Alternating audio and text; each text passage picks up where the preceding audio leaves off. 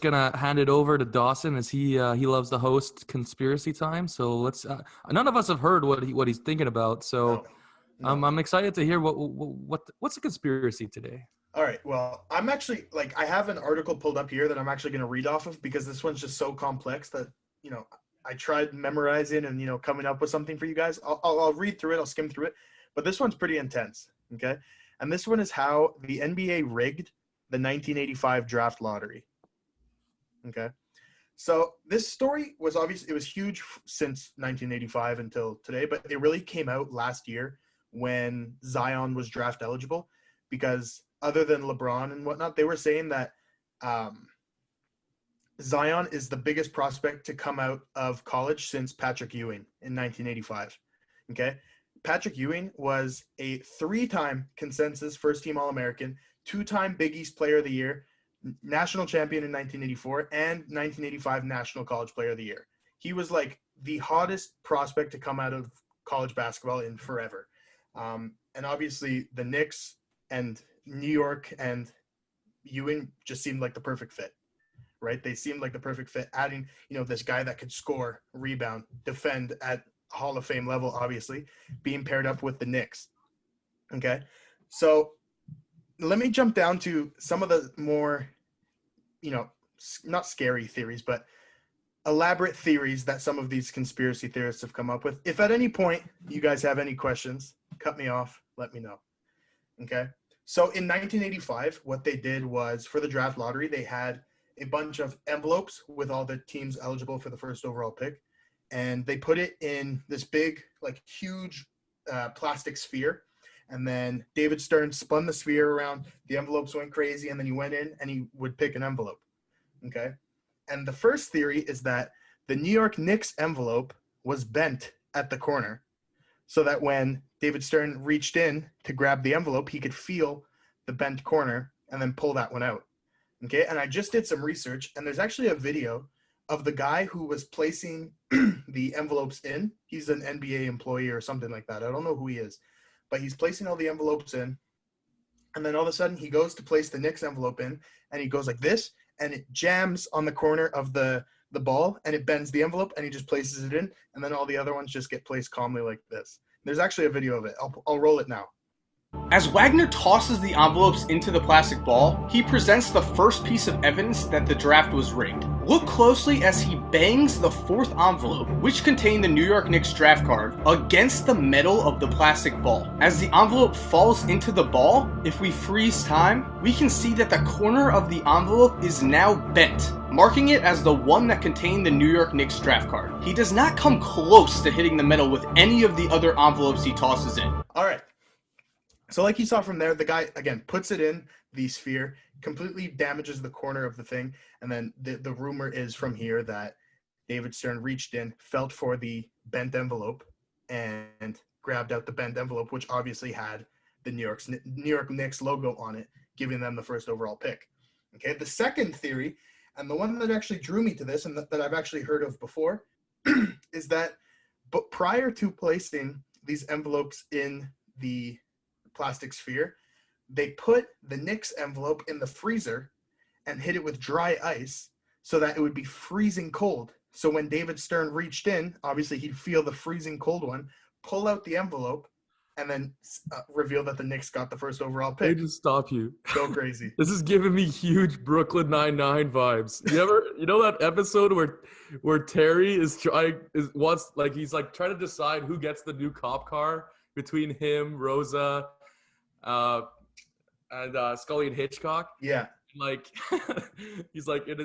froze the paper that had his name on it, to rig it so he was the one. That's what I was thinking. I was like, why did they just do that? Did you just said that? That's hilarious. Yeah. Well, Brooklyn Nine-Nine is based in what city? New York. Okay. The next thing that people added was, so imagine David Stern on stage with this huge hamster wheel ball. Okay, lifts up the lid, and what people are noticing is he lifts up the lid, and he goes, right before he takes the envelope, he goes, takes a huge deep breath as if he's nervous, as if he's hiding something, stressed out of his mind, reaches in and grabs the envelope, reaches in, fiddles around a little bit, and then grabs an envelope obviously, again, to reveal that the Knicks got the first overall pick, okay? Let me go down to this next thing here that says, okay, first off, who is it? Nick. Okay, so Knicks general manager at the time, Dave Beccuseri, I don't know how to pronounce that, had a Patrick Ewing jersey ready. With a New York Knicks Patrick Ewing jersey ready. He was seen like 5 minutes later holding this jersey, okay?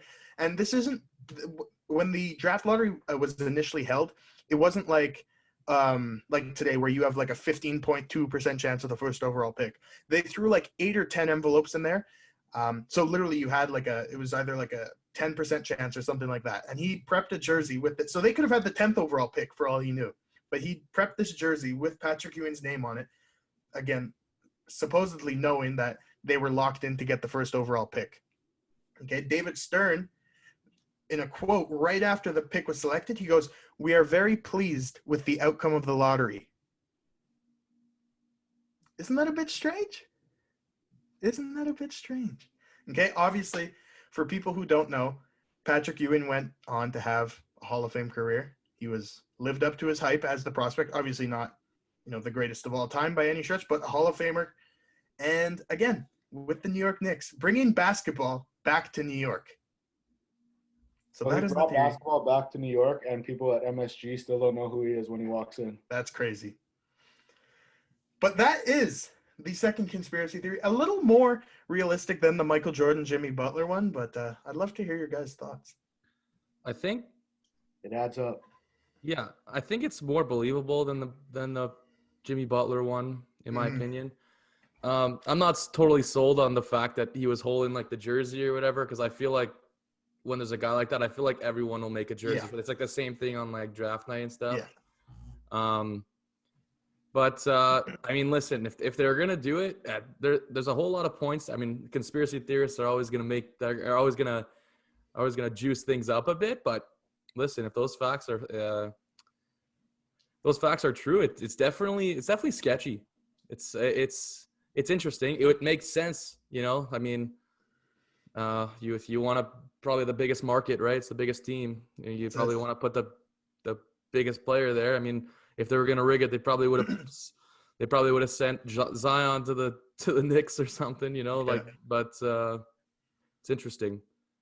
Yeah, when you guys take a look at the video and see the guy jam it against the side, you'll be like, and it's just how calmly he places the other ones. I feel like, if you told me this stuff happened like during Zion's draft, I would have said no, like no way you're getting away with that in 2018 or whatever. But in 1985, when there's like 7 TV channels, like now there's like 18 angles at the lotteries, That's it. Like you'd never be able to get away with that now, but in 1985, like could definitely see it happening. So yeah, that was interesting for sure. I don't know. It definitely makes sense. I don't trust any draft lottery. I think they're all rigged. I'm hopping in on this conspiracy. Respect.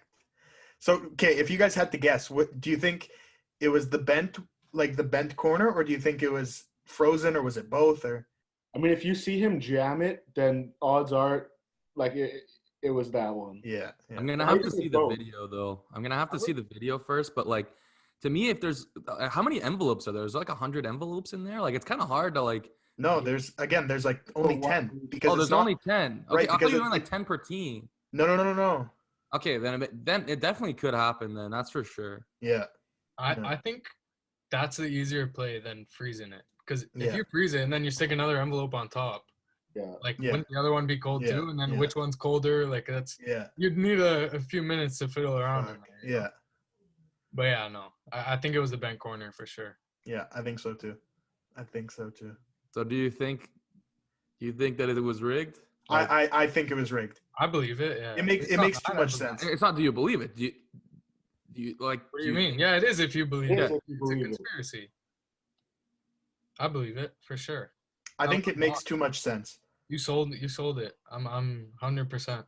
I'm gonna tell people the draft was rigged in '85. That's Oh, interesting. man. Well, That's I'm a glad good you one. liked it. That's a good one. It's a great job, Dawson. Thank you.